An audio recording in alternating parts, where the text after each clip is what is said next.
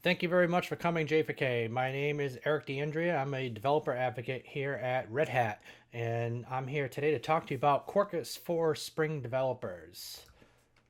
And so, a little bit about me. I've been doing software development for 20 some odd years, a little more than 20 years. I spent the majority of my career before joining Red Hat in financial services and insurance as a software architect and a developer. I've been a contributor to open source software for a long time. Currently, a part-time contributor to Quarkus, but I have contributed to Spring um, in my past, Spring Boot, Spring Security, and various other Spring projects.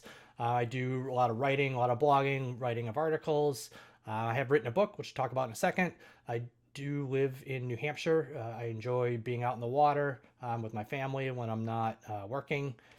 And then all my social handles are there.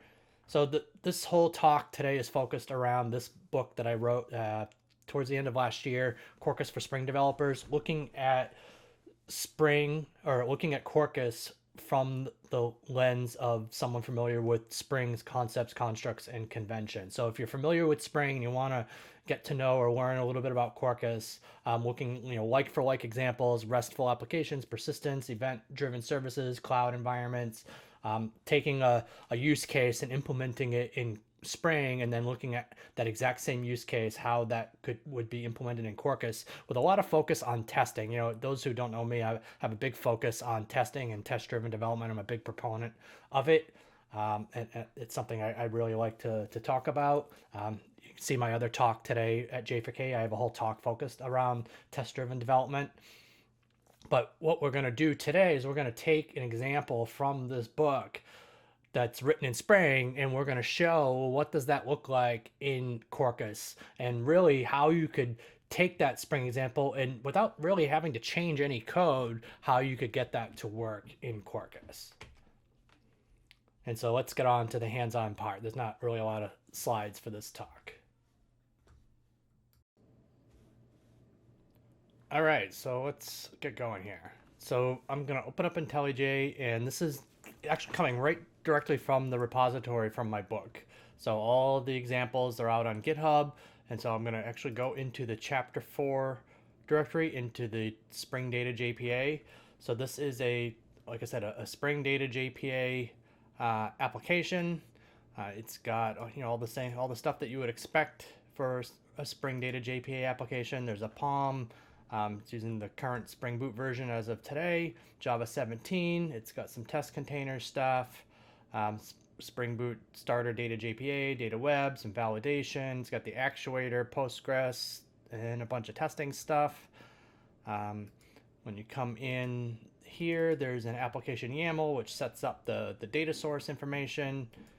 There's your main Spring Boot class. There's a domain object. For fruits, this is we're gonna manage some fruits here. It's pretty simple domain.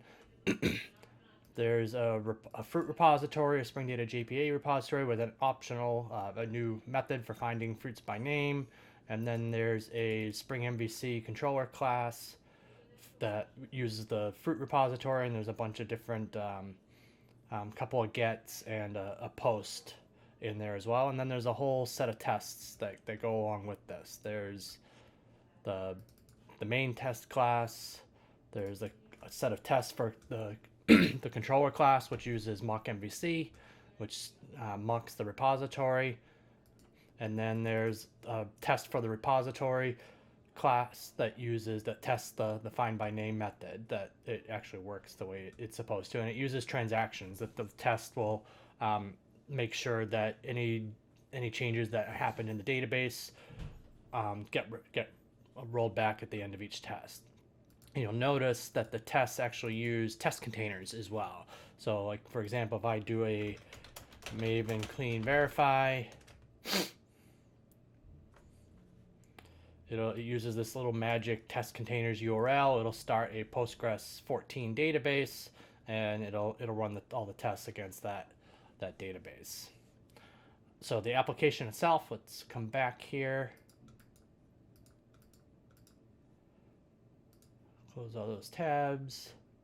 So if I fire up the application, the first thing I need to do is I need to start a database. So we'll just Docker run a Postgres database. And then if I do Maven package,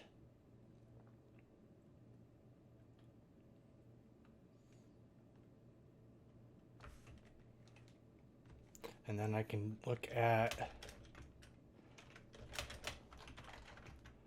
I can run the application, java-jar, target chapter 4, and then my application is up. And so let's, just to rate the README here, I'm going to keep track of a couple of things. So this is the Spring version, and this is the JVM version. So let's look at the startup time, and this isn't an exact science. We're just going to go by the startup time that it self-reports here, but we'll use the same metric in all of the tests that we're going to run here. So it started it in 2.522 seconds. And we'll look at the RSS. So let's interact with the application a little bit. So if I do, I'm using HTTP Pi 8080. So if I look at the fruits, there's a couple of fruits there. If I look for that apple, I get an apple. But however, if I look for a pineapple, it gives me a 404. I do have a JSON file that I've already created, which is just a JSON object for a pineapple. So if I, let's not echo, if I oops, post that back to the application, it will add it to my database. And now if I do and get all the fruits again, you notice now that there's 3 fruits. And so I have a little script that calculates RSS. And so RSS is the resident set size of the application. And so 397,184 divided by 1024 is, it's about 387 megs. About 387 MB of total application memory that the application is using currently. All right. So now I do, in my pom.xml, I do have this native profile. So I do have Spring Native wired in here, so I can turn it on if through a Maven profile. So let's go ahead and do that. Let's close this. Let's do a Maven package -p native. And so it's going to start doing its thing. But the first thing that comes up is it actually blows up. And if you scroll up a little bit, it basically says that all the Spring AOT, I mean, it is still experimental, but the Spring AOT stuff doesn't yet support all the mocking and whatnot. So that we're using in some of our tests. So in order to get Spring Native to actually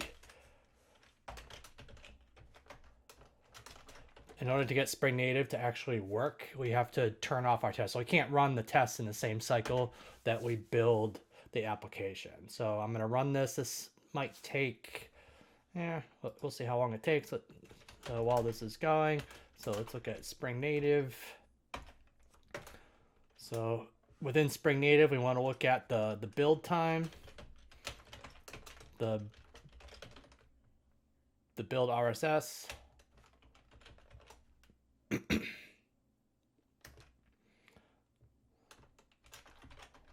the startup time, and the application RSS.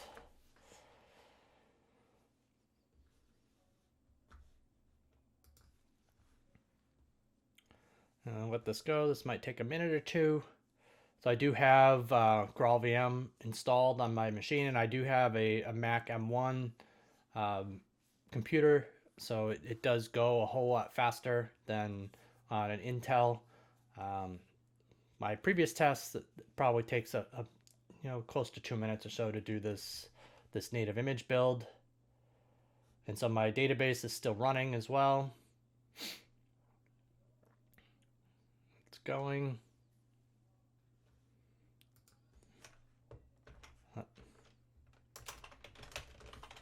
And we also want to look at the native image size here. Let's grab a couple of things. Once this is done,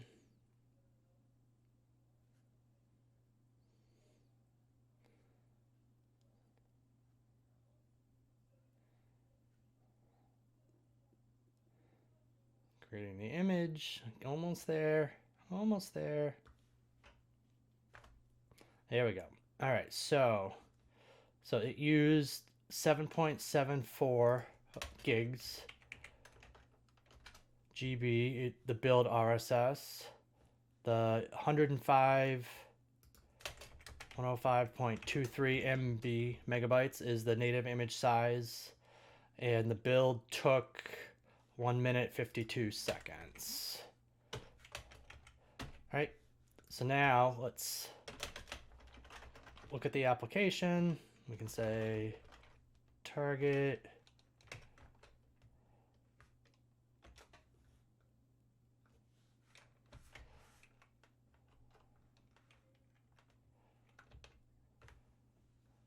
all right, so the application is up. Startup time is 0.192 seconds. So that's pretty good. Now let's do some of these requests again. Got the fruits, we got the apple, we got the pineapple, 404. Add it, the pineapple. Now we'll do the get again. And now let's look at our RSS again. So RSS 140, 768, 1024, about 137 megs. 137 megabytes. So that's a whole lot better than 387, right? That we got up here. So Spring Native does give us a give us a little bang for our buck here. So now let's go in and let's see what would it take to move this application to Quarkus. So let's kill the database. So we've got the application shut down. So now we're gonna go into the POM XML and we're gonna do a bit of surgery here. So I'm gonna get rid of, there's a whole bunch of Spring Native stuff and profiles. So we're gonna go through and get rid of pretty much all of this. We're going to go through, we'll leave the dependencies there for a moment. I'm going to get rid of the parent POM, and I'm going to get rid of the dependency management and the properties. All right, and so now let's go through and we'll add some new properties. Oops.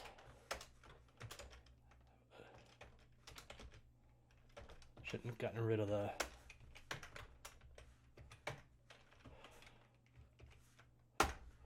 So now we got a bunch of properties. So we've got some assert.j stuff. We've got some Quarkus properties in here. Now let's put in the dependency manager. So this sets up the Quarkus BOM that we need. And so now let's start fixing some dependencies here. So we're going to do some surgery here. So if I change this to IO Quarkus, and instead of Spring Boot Starter Data JPA, we're going to say Quarkus Spring Data JPA,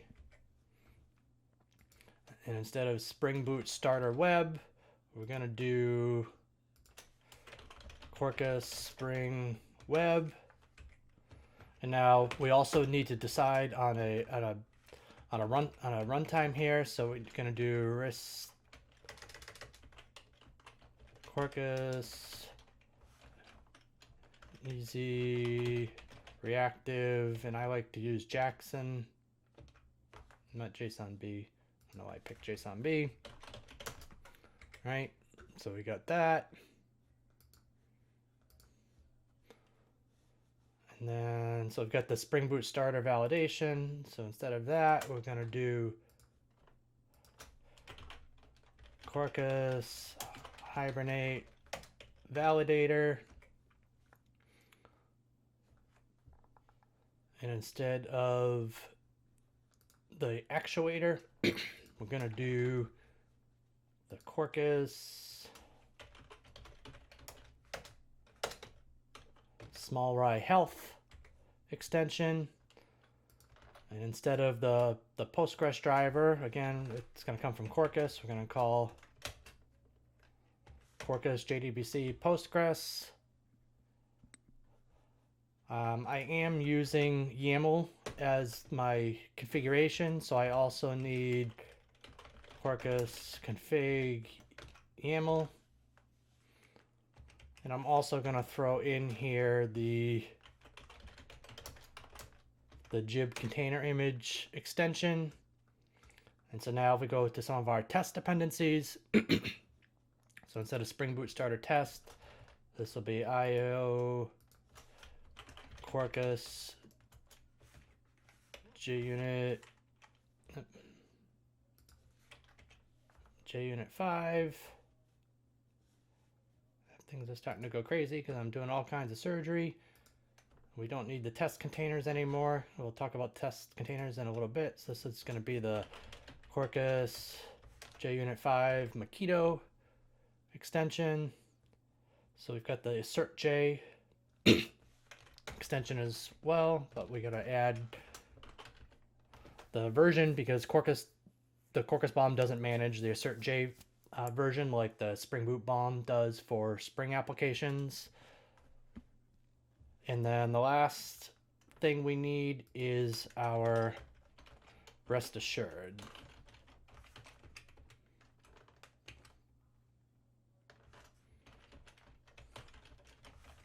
And I think I need a hyphen here. And I think that's everything there. So now, after our dependencies, we need to add our plugins. You notice there is a native profile for Quarkus, but it's pretty empty. Quarkus kind of takes care of all the native stuff, which we'll see in a minute. But we're gonna set up the Quarkus Maven plugin, the Maven compiler plugin, the Surefire and Failsafe plugins. So now that that's done, let's make sure my IDE is happy. And go back to my terminal. And so now I should be able to should be able to run Quarkus in its dev mode. And it's going to download the internet.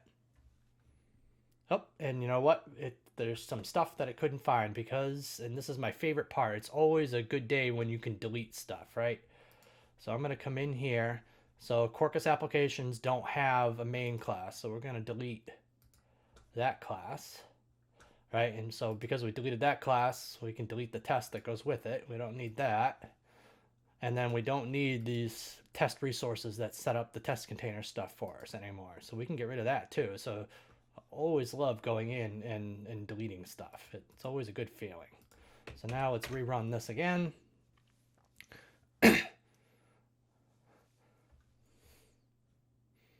And our application is up. Look at that. But there's some stuff going on here. You know, there's compilation failure. You know, it's trying to compile the tests, which remember our tests are using the Spring testing stuff. So that's obviously not going to work. So we'll come back and visit that in a second. And then there's a bunch of stuff in our properties file that needs to be fixed. So for now, we'll just comment that out. But now if I turn on the Quarkus continuous testing, I'm going to hit R for resume testing. You know, obviously it doesn't find any tests. So let's go in here. So we've got a fruit repository. So uses Makito, uses JUnit. So the first thing we're going to do is we're going to get rid of these two annotations. And instead of at Spring Boot test, it's going to be at Quarkus test. And instead of at transactional, it's going to be at test transaction.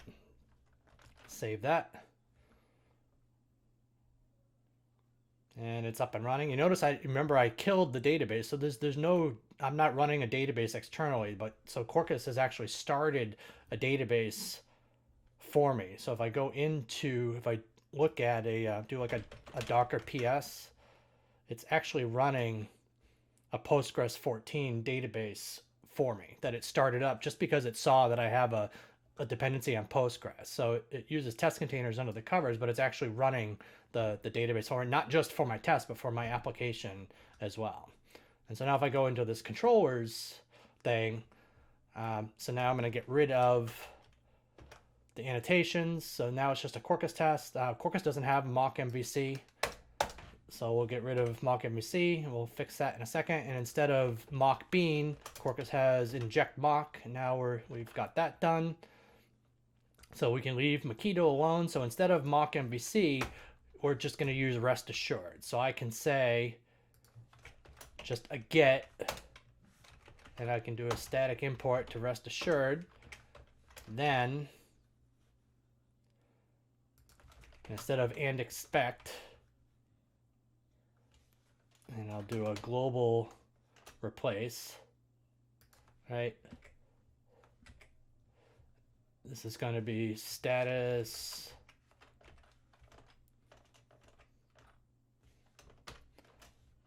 so dot and expect will just be dot status code, and this would be status, the one from JaxRS. Okay, get status code, and instead of dot content, this will be dot content type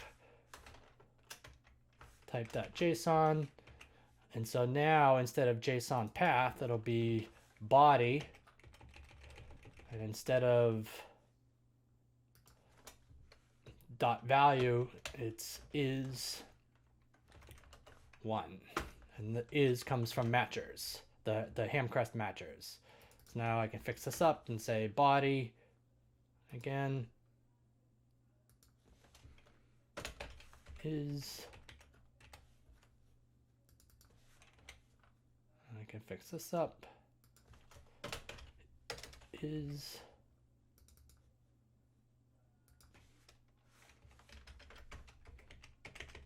and then I can go here, I can say body, description,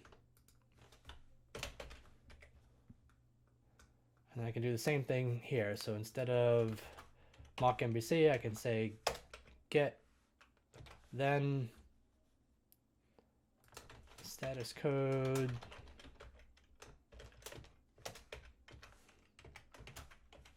content type,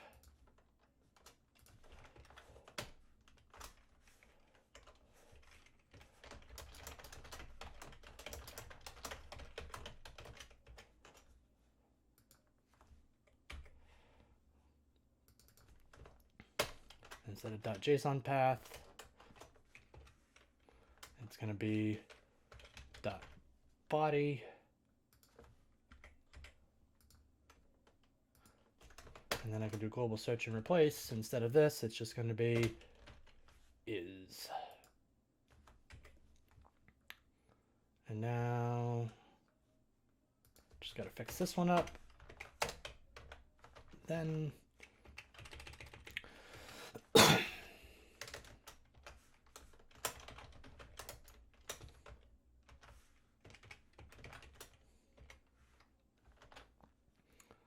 and one more I got to fix up here. So now we've got a post. So I can say, given the content type of JSON, and then my body, we'll use the same body here.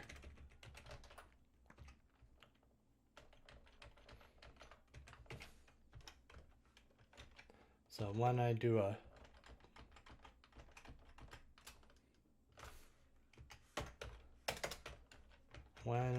post to /fruits, and I can get rid of this, say then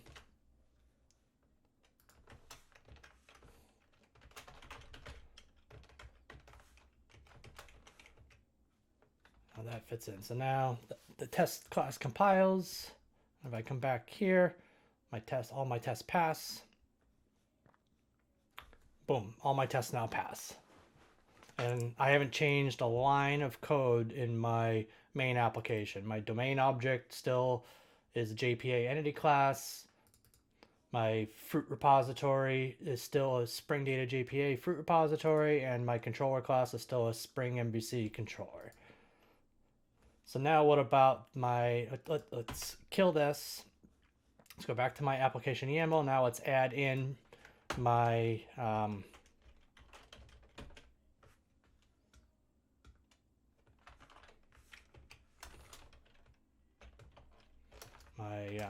configuration.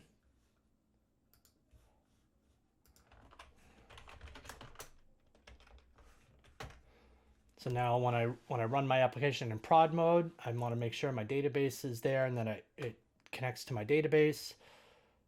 So now if I Docker run my database and I do a Maven clean package,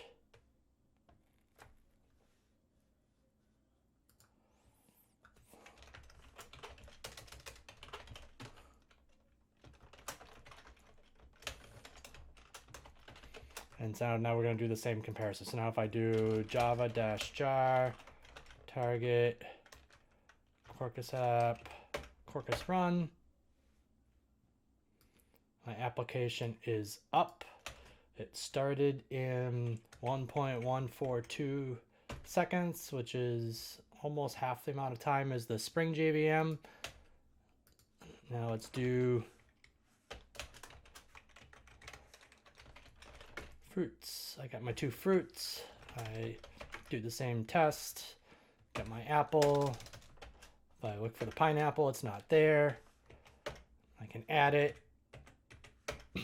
Now it's there, and if I look for it, I find it. RSS. So my RSS is 241.328. It's about 235 megabytes. So comparing that with the Spring JVM 387 to 235, you know, the Quarkus JVM is a whole lot leaner. And so now let's look at the native. So if I quit the application, I can say clean package dash p native. So my build time, build RSS, native image size, startup time, and RSS. So let's wait for this to finish. It should take a minute or so. I'm gonna guess it's just under a minute.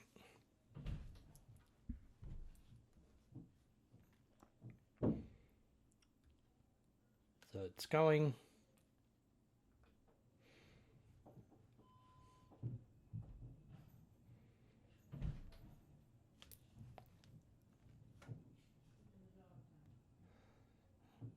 It's going along.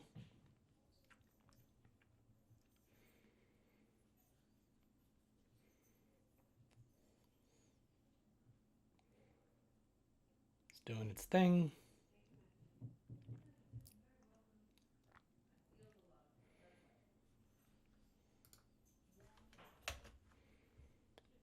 Almost done.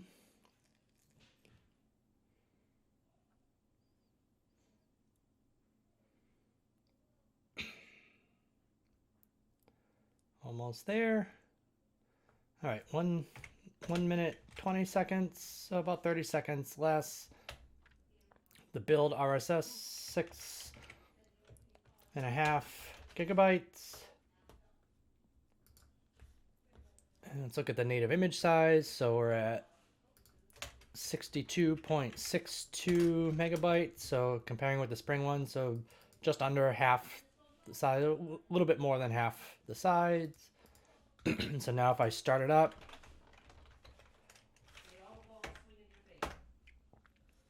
it's up. And so my startup time, where was it? 0.115 seconds. So it's a lot faster. And now if I run all the same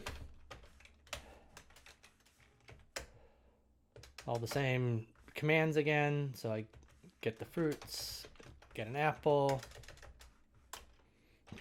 get a pineapple, not there, add a pineapple, get the fruits again, get the pineapple. And if I look at the RSS, 65968, 1024, so about 64 megabytes, 64 MB. So it's more than half, or less than half the size of the of the Spring Native one, and same functionality. And again, we haven't changed. All we had to do is retrofit a couple of tests, and really we didn't have to change a whole lot, and we have not touched a single line of code within our application. That's pretty cool.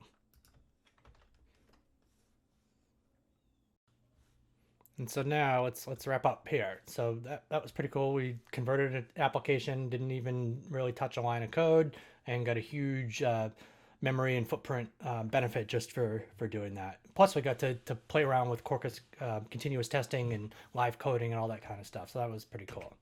So a couple additional resources. So I don't have a lot of time. There's an article out on InfoQ that talks about Kubernetes native Java with Quarkus, looking at Quarkus and some of the rationale behind it. Published a couple months ago out on InfoQ. It was written by myself and some of the Quarkus co-founder Jason Green and John Klingen.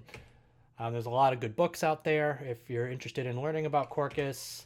There's the Quarkus Superheroes application, which is the official Quarkus sample application. A lot more than Hello World, a set of different microservices that all interact together.